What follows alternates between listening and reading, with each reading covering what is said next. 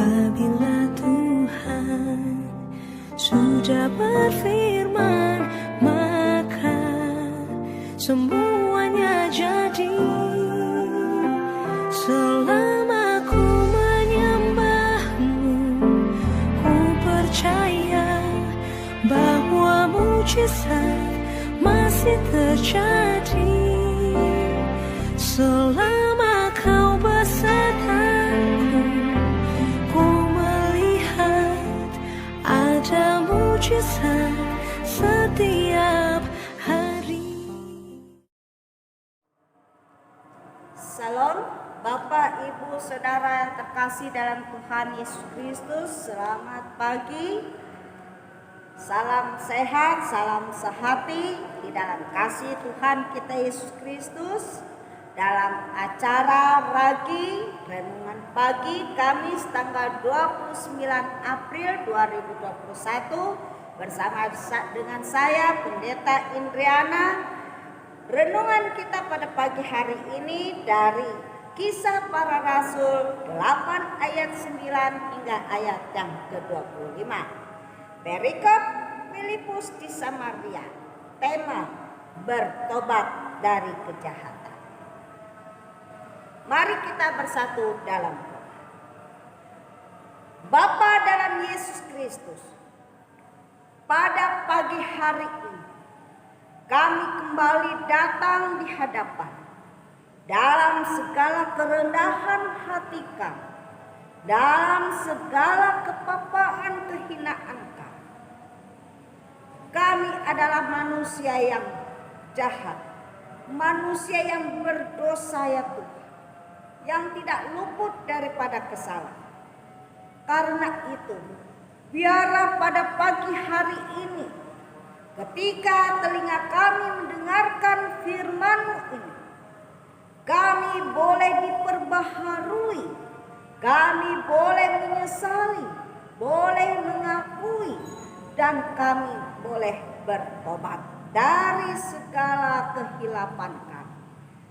Dan tolong kami ya Tuhan, di dalam pembaharuan itu, biarlah Roh Kudus-Mu yang bekerja dalam kehidupan kami, agar kami senantiasa berjalan di dalam kebenaran firman. Terima kasih Bapa di sorga, dalam nama Tuhan Yesus Kristus kami sambut berkat daripada firman. Amin. Mari kita bersama-sama membaca daripada firman Tuhan dari Kisah Para Rasul 8 ayat 9 hingga ayat yang ke-25 dengan perikop Filipus di Samaria ayat yang ke-9. Seorang yang bernama Simon telah sejak dahulu melakukan sihir di kota itu dan mentakjubkan rakyat Samaria, serta berlagak seolah-olah ia seorang yang sangat penting. Semua orang besar kecil mengikuti dia dan berkata, orang ini adalah kuasa Allah yang terkenal sebagai kuasa besar. Dan mereka mengikutinya karena sudah lama ia mentakjubkan mereka oleh perbuatan sihirnya. Tetapi sekarang mereka percaya kepada Filipus yang memberitakan Injil tentang kerajaan Allah dan tentang nama Yesus Kristus. Dan mereka membela diri mereka dan mereka memberi diri mereka dibaptis, baik laki-laki maupun perempuan. Simon sendiri juga menjadi percaya, dan sesudah dibaptis ia senantiasa bersama-sama dengan Filipus dan takjub ketika ia melihat tanda-tanda dan mujizat-mujizat besar yang terjadi. Ketika rasul-rasul di Yerusalem mendengar bahwa tanah Samaria telah menerima firman Allah, mereka mengutus Petrus dan Yohanes ke situ. Setibanya di situ, kedua rasul itu berdoa supaya orang-orang Samaria itu beroleh Roh Kudus, sebab Roh Kudus belum turun di atas seorang pun di antara mereka, karena mereka hanya dibaptis dalam nama Tuhan Yesus. Kemudian kedua menumpangkan tangan di atas mereka, lalu mereka menerima Roh Kudus. Ketika Simon melihat bahwa pemberian Roh Kudus terjadi oleh karena rasul-rasul itu menumpangkan tangannya, ia menawarkan uang kepada mereka serta berkata, "Berikanlah aku juga kepadaku kuasa itu, supaya jika aku menumpangkan tanganku di atas seseorang, ia boleh menerima Roh Kudus." Tetapi Petrus berkata kepadanya, "Binasalah kiranya uangmu itu bersama dengan engkau, karena engkau menyangka bahwa engkau dapat membeli karunia Allah dengan uang. Tidak ada bagian atau hakmu dalam perkara ini, sebab hatimu tidak lurus di hadapan Allah. Jadi bertobatlah dari kejahatan ini dan berdoalah kepada Tuhan supaya Ia mengampuni niat hatimu itu. Sebab kulihat bahwa hatimu telah seperti empedu yang pahit dan terjerat dalam kejahatan." Jawab Simon, "Hendaklah kamu berdoa untuk aku kepada Tuhan, supaya kepadaku jangan kiranya terjadi segala apa yang telah kamu katakan itu." Setelah keduanya bersaksi dan memberitakan firman Tuhan, kembalilah mereka ke Yerusalem, dan dalam perjalanannya itu mereka memberitakan Injil dalam banyak kampung di Samaria. Amin. Bapak, Ibu, Saudara yang terkasih dalam Tuhan Yesus Kristus.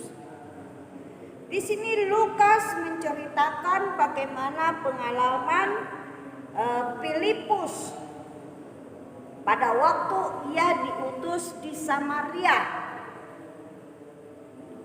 Filipus banyak melakukan mujizat-mujizat dan memberitakan tentang Injil, tentang nama Yesus, tentang kerajaan Allah kepada banyak orang. Yang tadinya orang-orang di Samaria, mereka tidak mengenal apa itu kerajaan Allah. Mereka tidak mengenal apa itu Injil. Mereka hanya percaya kepada seseorang yang bernama Simon, yang adalah mempunyai profesi sebagai tukang sihir. Kalau kita sekarang boleh dikatakan dukun atau paranormal atau tukang sulap. Sehingga banyak orang-orang di Samaria hanya percaya kepada dia, karena mereka melihat bagaimana perbuatan-perbuatan atau mantra-mantra yang diucapkan oleh si tukang sihir ini, Simon ini. Mereka banyak mengikut. Tetapi ketika Filipus datang di Samaria memberitakan Injil, menyembuhkan orang sakit, menumpang tangan atas orang lain, orang itu dipenuhi dengan Roh Kudus.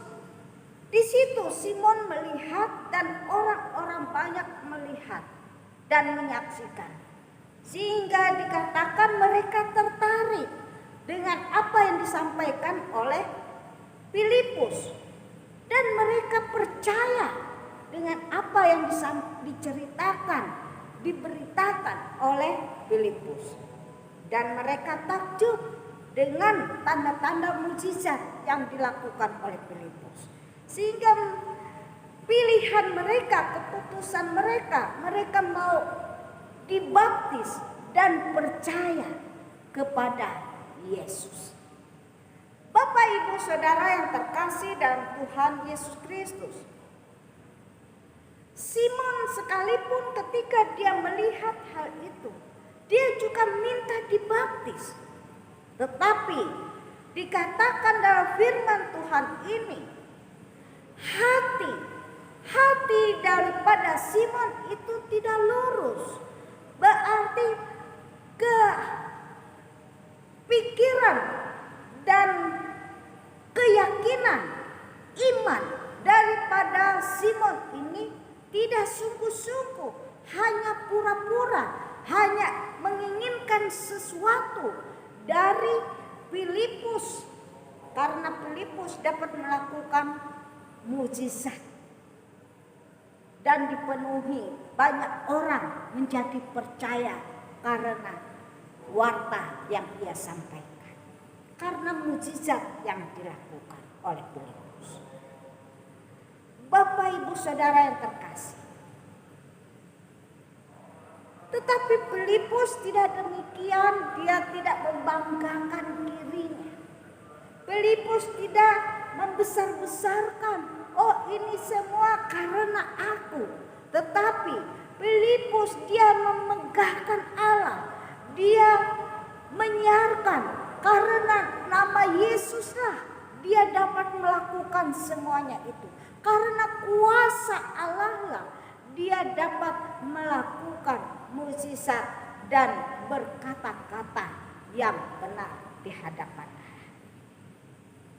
Dia membanggakan Allah, dia memegahkan Allah, dia mewartakan nama Yesus kepada semua orang, dia memberitakan Injil kepada semua orang, sehingga banyak orang percaya kepada Yesus, percaya kepada Injil, percaya kepada Allah yang mengutus Yesus dan juga yang mengutus dia di tengah-tengah kehidupan orang-orang Samaria.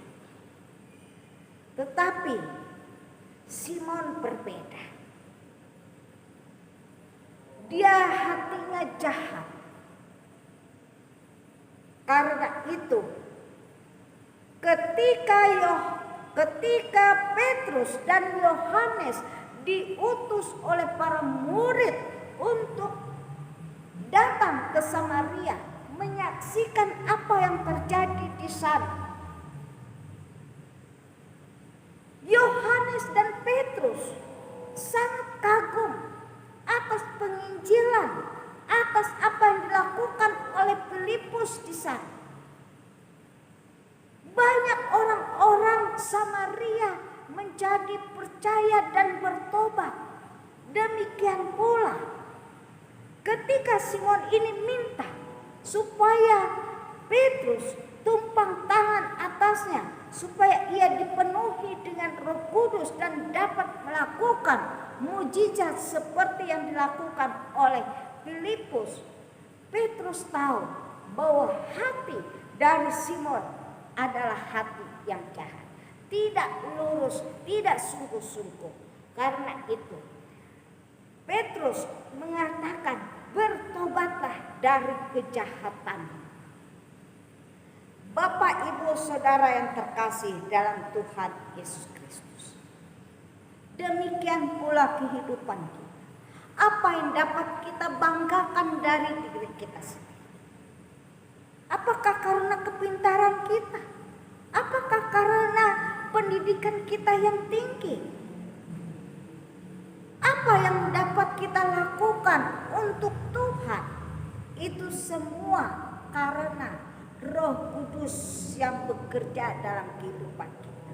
Bukan karena kuat gagah kita, bukan karena kepandaian kita, bukan karena kemampuan kita, tetapi karena kuasa Tuhan ada atas kehidupan kita. Bapak Ibu Saudara yang terkasih, kalau kita masih sombong dan mengandalkan kekuatan, kepintaran dan kemampuan kita, bertobatlah kita. Jangan kita memegahkan diri kita, jangan kita membanggakan diri kita di hadapan Tuhan. Siapakah kita ini? Kita debu, kita tanah, kita yang udah hancur, kita retak, kita dapat berbuat kesalahan, kita bisa dapat berbuat dosa, melakukan perbuatan yang tidak baik. Tetapi setiap perkataan yang benar yang kita ucapkan, itu semua karena karya kuasa Roh Kudus di dalam kehidupan kita. Karena itu, mari kita rendahkan hati kita di hadapan Tuhan. Seperti Filipus, dia selalu merendahkan hatinya di hadapan Tuhan. Bukan membanggakan diri atau meninggikan diri. Karena itu, mari kita bertobat. Mari kita berdoa. Minta Tuhan, penuhi aku dengan kuasa. Luruskan hati. Ampuni dosa. Apabila ada yang tidak baik dari hati dan kehidupan. Ini yang kita minta dari Tuhan. Pimpin dan tuntun aku Tuhan untuk selalu berjalan di dalam kehendak Tuhan, kebenaran firman. Bapak Ibu Saudara kasih, inilah firman Tuhan untuk mengingatkan kepada kita.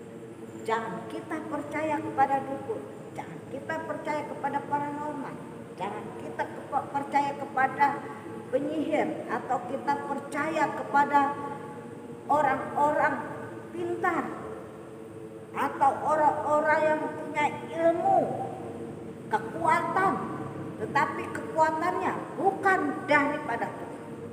Mari kita andalkan kuasa Tuhan dalam kehidupan kita. Bertobat dari kesalahan, kejahatan kita. Tuhan memberkati kita semua melalui. Amin. Mari kita berdoa. Bapa dalam kerajaan surga, terima kasih buat firman yang telah diberitakan buat kami sekalian. Kami percaya Tuhan, hanya kuasa-Mu lah ya Tuhan yang berkarya dalam kehidupan kami. Kami tidak mampu untuk berkata-kata yang benar untuk memberitakan kebenaran firman.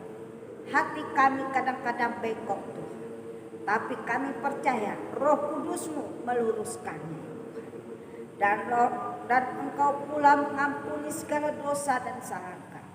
Ajar kami untuk mengampuni dan merendahkan hati kami di hadapan Tuhan dan di hadapan semua orang. Terima kasih Bapa di surga. Kami percaya buah daripada kebenaran firman adalah pertobatan di dalam kehidupan kami dan di dalam kehidupan semua orang yang mengaku dengan mulutnya dan percaya dalam hati. Tuhan Yesus adalah Tuhan dan Juru Selamat dalam kehidupan kami semua.